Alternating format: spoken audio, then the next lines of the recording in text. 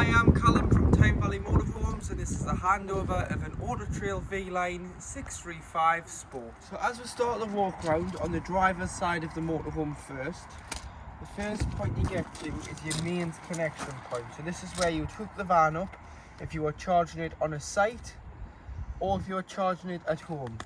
So what you do is you get your hooker blade, lift the collar, lift the flap on the van, hook the motorhome up first, then the site, and do it in reverse order when unhooking, so that you're never walking around with the live lead in your hand and you're potentially going to electrocute yourself if the lead ever becomes frail and broken. So that's why you always hook the site up first, then the van, just so it's a safer way of hooking the vehicle up. Here you do have your external shower point, so it's a cold water fed point. It's good for hosing the dogs off, your boots, your bikes, and all you need to do is push the cap back. This will come out, which is the blanking plate. Then on the other end it'll be exactly like a hose pipe connection, connects into here with a trigger gun on the other end of the hose, and you'll be able to hose whatever you need to off. But it is just cold water, and you do need to make sure that the pump's on inside the motorhome for this to work and get a pressurized flow of water to this point.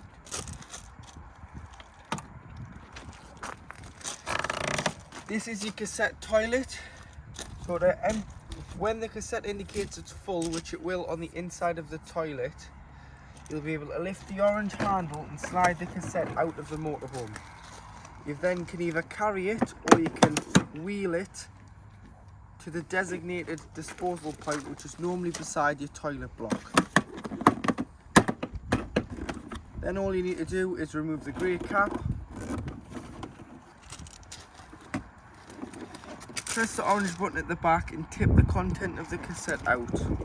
Once you've tipped it out, you put some water in here and give it a rinse and tip out again before you go in with a cap full of liquid, which is 120ml. Tip it into here, and then you can put the cassette back into the motorhome and you can use the toilet again.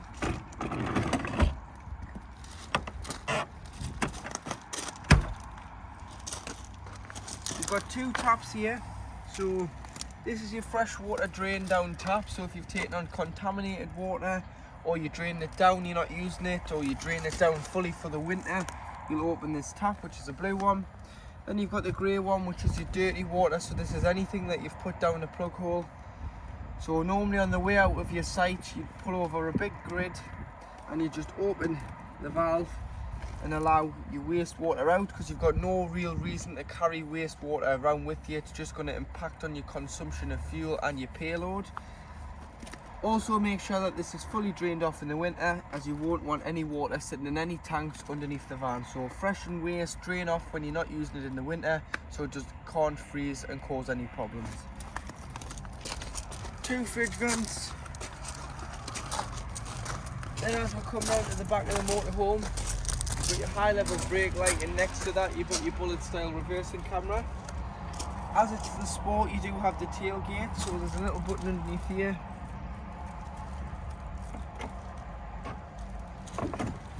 Pull the tailgate open. You've got a bit of storage here, as you can see there. You've got your carpets, external gas point there, so it works off the main tank on board the van, as it is a gas tank on this van, not a bottle. And you've got a quick release connector here. Cut that off, that goes in the bottom there. Then you want a length of rubber gas hose and pipe, two Jubilee clips, and you can connect it into your kayak and use it for outdoor cooking. Turn the tap on and off to get your supply of gas. Put a little hole in the back there in the lounge, because there's a lever here, so if you ever can't get the tailgate open, this is its fail-safe opening point. So you just put your hand through and lift the cable system, which will open the back. And then underneath here you've got an outdoor leg for your table. You've got your leg for your table, leveling ramps, and your on and winding handle in there.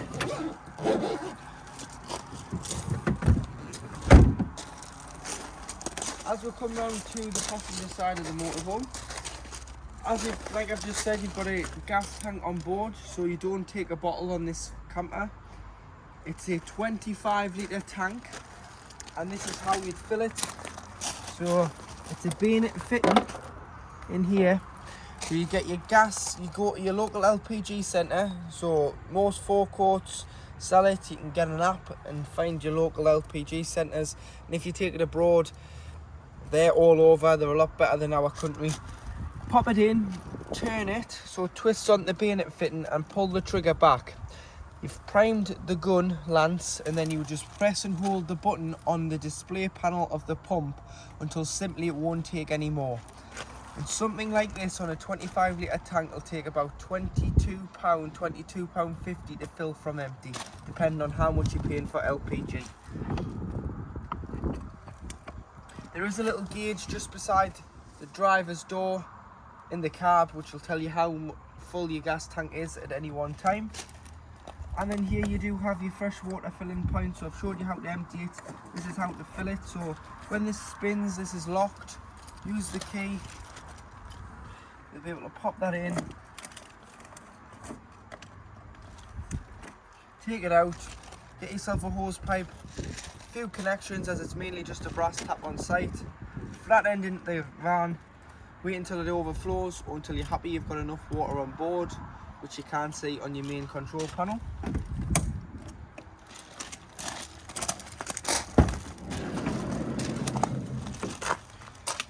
Light switch here for this fancy light. Step goes in and out here, but it'll also come in as a safety feature when the engine started.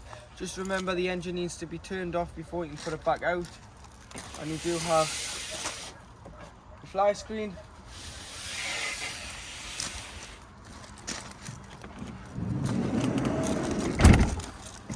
At the passenger door, you've got your diesel filler, which opens with the main ignition key, as it's a lockable cap.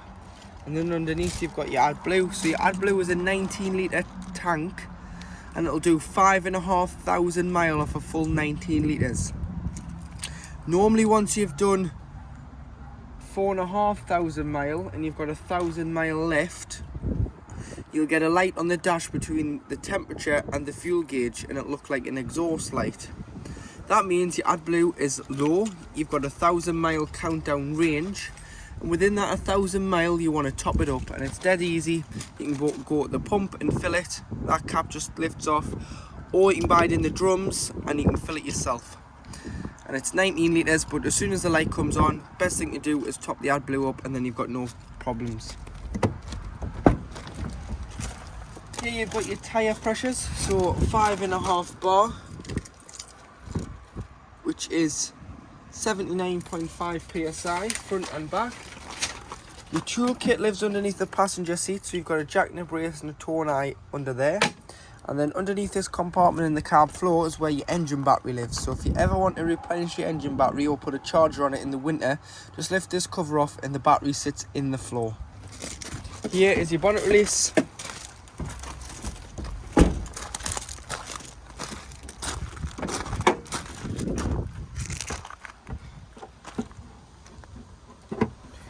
So underneath the bonnet, you've got your fluids this side. So starting off with your screen wash, which is here. Then you lift this cover off and you've got your power steering fluid, your coolant and your brake fluid, your oil filler and dipstick. This is your paint code 506 gold and white. This is your weight plate, so 3.5 ton gross vehicle weight, 6 ton train weight. If you ever put a tow bar on, you can tow up to a train weight of 6 ton, which is the motorhome, and whatever you're towing can't exceed 6 ton. Front and back axle weights below. An earthen point here for giving or receiving a jump start, and then your positive points between the air filter and the fuse board behind the passenger headlight. Use your key or a flat-headed screwdriver and just pop it in here and lift this cover back. That is your positive point for giving or receiving a jump start. So to operate your main control panel, what you need to do is, you've got the master switch here, which turns on the 12 volt. If you are hooked up, then it'll also turn on the 230 volt. But if you're not, it'll just be 12 volt off your leisure battery. So that's known as your master switch. Then underneath, you've got your interior lights. You need to turn this on, and then they all are individually switched around the van. Underneath that, you've got your pump, so making sure you've got enough water on board, which will tell you when you turn your pump on that it's saying 100% fresh, zero waste. You can turn your pump on and off, which will pressurise the taps, toilet and shower. Awning light, which is a light on the outside of the van. And then you can press this to view your different levels. So you view water at the moment. Your selective battery always wants to equal the leisure, because the leisure is designed to run the motorhome side. So the lights, all your 12 volt appliance. You never want that to say vehicle, because your vehicle's only designed to start the engine. Interior temperature and humidity. You can change the time here on the clock. You've got your Sargent EC363 control panel. And then if you click again, you've got your leisure battery, which is charging, and your vehicle battery levels. To operate your heating and hot water, this is the new wheel heat air system. So all you need to do is wave your hand over the dials as the motion sensitive, and they'll come on. So that this is your heating, this is your hot water. So starting off with your heating, it's got a plus and a minus. So the little snowflake is what's known as frost start. So it'll keep the temperature above 5 degrees. Then you can go to nighttime mode, which is the moon, which is 15 degrees. And then you can scroll all the way up until you hit the max temperature, which is 30 degrees. To turn your gas on, you just press here. It'll go from blue to orange. Orange means it's lit and it's working on gas, but blue means it's on, but it's on standby and it's waiting to light on gas. Then you've got your electric side. So if you weren't using gas, you'd use electric, and you'll notice you've got 3 little lights above it. So one light is 750 watts of mains 230 volt. 2 lights is 1500 watts of mains power, and 3 lights is 3 kilowatts of mains power. It does take a little while for the gas to come through, and then once it is lit on gas, it will go orange, similar to the electric side here. And then should you get a warning exclamation mark here, you've got reset buttons on both underneath to reset both heating and hot water dials. Across from it, you've got the hot water. So again,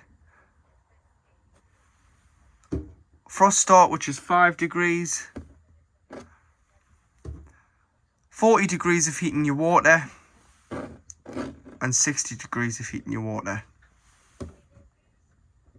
Gas, which will then go to orange, which means it's lit. And then you've got electric. 1 dot is 750 watts, 2 dots 1500 watts, and 3 dots 3 kilowatts. And then you've got reset buttons underneath both to reset both heating and hot water. And there you can see there it's just gone to orange on the gas, so that's operating on gas for heating the vehicle. In the kitchen area, you've got 3 lit gas burners. Wait till these cool down so that they're cool enough to touch before you put your glass lid down, otherwise you can shatter the glass with the heat if it is too hot. And underneath, you've got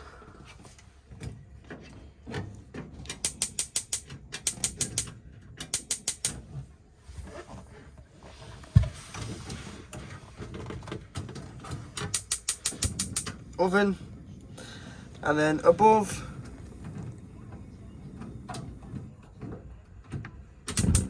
you've got your grill.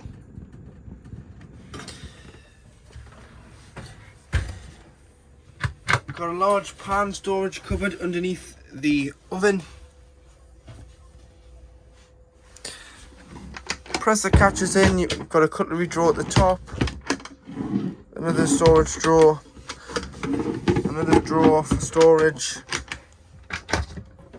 and then a large cupboard. The light switch there, and this needs to be turned on as this is your electric fuse spur for your heating and hot water. So the dials will not light up above the door on the 1, 2 and 3 outputs of electric if that's not turned on. Pumps at the back. But underneath here, it's very important, this little drawer here. So in here you've got your boiler. So your boiler's just down here. It's quite hard to see. But this is your boiler drain down tap, this yellow tap.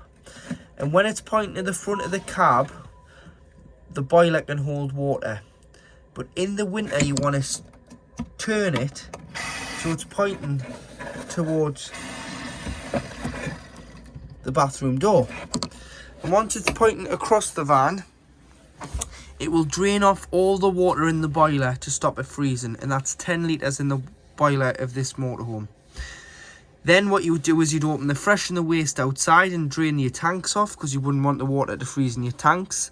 And you'd also open all your taps within the motorhome, so kitchen, shower, hand basin, just to stop any water and air sitting in any pipes. When you come to reuse the van, you'd shut your boiler, shut your taps inside the motorhome, shut the fresh and the waste outside the van and fill it with water. Fill the vehicle with water, come in and put your control panel on, turn your pump on and go to the cold side of the tap first. Once you've gone to the cold side, start making your way at the hot side, and it will cough and splutter and make all sorts of noises until you get a free flow of water from the hot side. This is when you know that your system is then primed. But remember, drain this one off by pointing it across. So turn it to the left hand side as you look at it, and it will stop the water from freezing in the boiler. You've also got 5 gas taps under here, so any problems with gas you can isolate each individual appliance here. 240-volt socket there, mains microwave which works on mains power and it's 800 watts.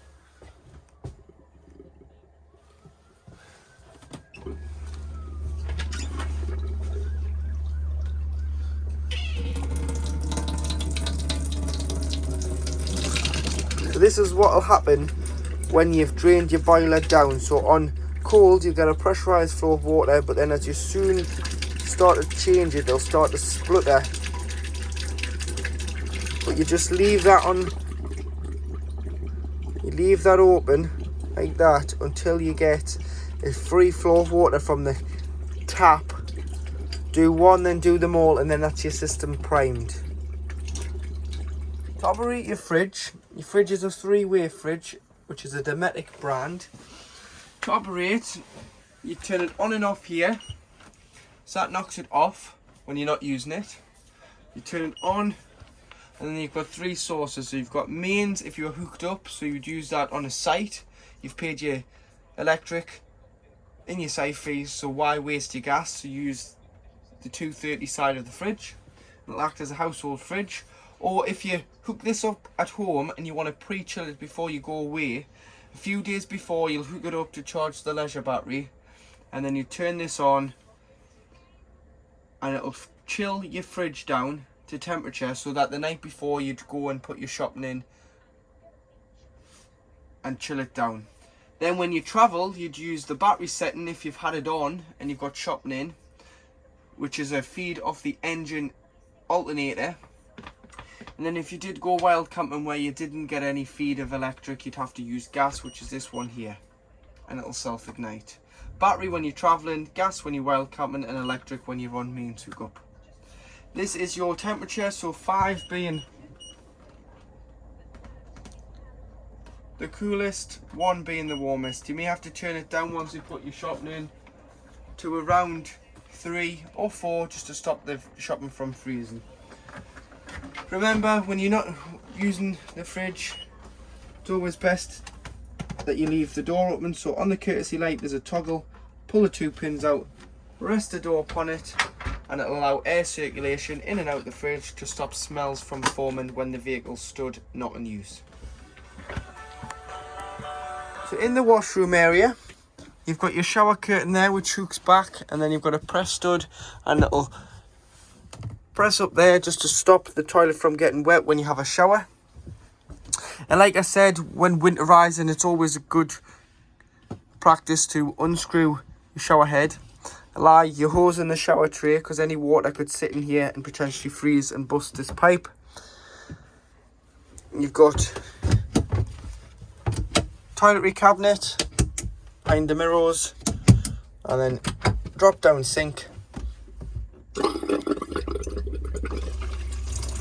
So when you've filled your sink, always go steady when emptying it, because if you've got too much water, it'll flood the reservoir underneath and then it'll go all over your toilet. So just tip it back slowly, as there's not a lot of space in here for a large capacity of water. So slowly until you can clip it back up, and then that'll drain off into your waste. But to operate your toilet, make sure the pump's on, press the blue button at the back, you get some fresh water flush. Put a little bit of water in the toilet first, which will help lubricate the seal between the toilet and the blade. And then what you'll be able to do is open the blade, which is this grey lever here, so slide it towards you. Use the toilet, give it a good flush after use. Spray some bowl cleaner in there if you've bought any Fetfit bowl cleaner, and then close it back to the left, which will then mean when this indicates with a couple of lights that it's full, you'll be able to walk outside the van, pull the cassette out, take it off to empty, rinse it out, top it back up with chemical, pop it straight back in the van, and you'll be able to use the toilet. But if the blade is left open, your cassette won't come out the side of the motorhome as the mechanism is engaged. So getting a practice of opening it, flushing it, opening it, using it, flushing it, closing it. Underneath the bench seat beside the fridge, you've got your power supply unit here. So you'll notice you've got your battery fuse and your battery relay. System shutdown button's this black button here, so if you wanted no power drain in the winter when you're storing it, you can turn that off, but it will affect the radio, so make sure that's turned on if you're going to use a reversing camera or drive the van, because you'll want to know why your radio's not working, and it's because it's powered through here. Heating and hot water works on here, so just make sure that's on for the mains, along with that fuse spur in there for the hot water. Charger, which charges your leisure battery when you're hooked up. RCD, so if you're struggling to get power, try tripping your van out first. If your van doesn't trip, it's not the van, it could be the cable or the sight. These are your MCBs, and then you've got all your 12-volt fuses, which are all listed what they do here. Across from it, you've got your leisure battery. So your leisure battery lives in a concealed battery box. You can access it to change the battery at any time, and you've also got a 20-amp battery fuse there. And then when you make the bed, what you'll need to do is, you've got two bars on this side. So these bars need to be used when you've got the bed in place. So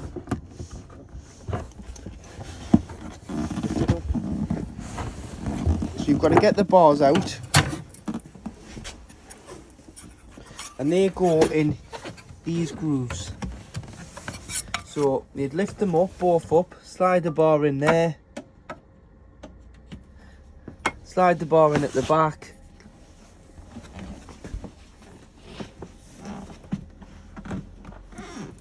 drop them back into place, and slide these out.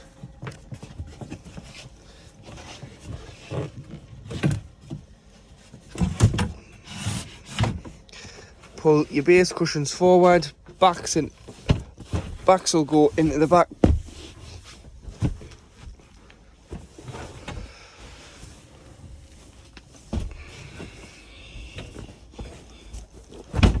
So them into there, that into the back.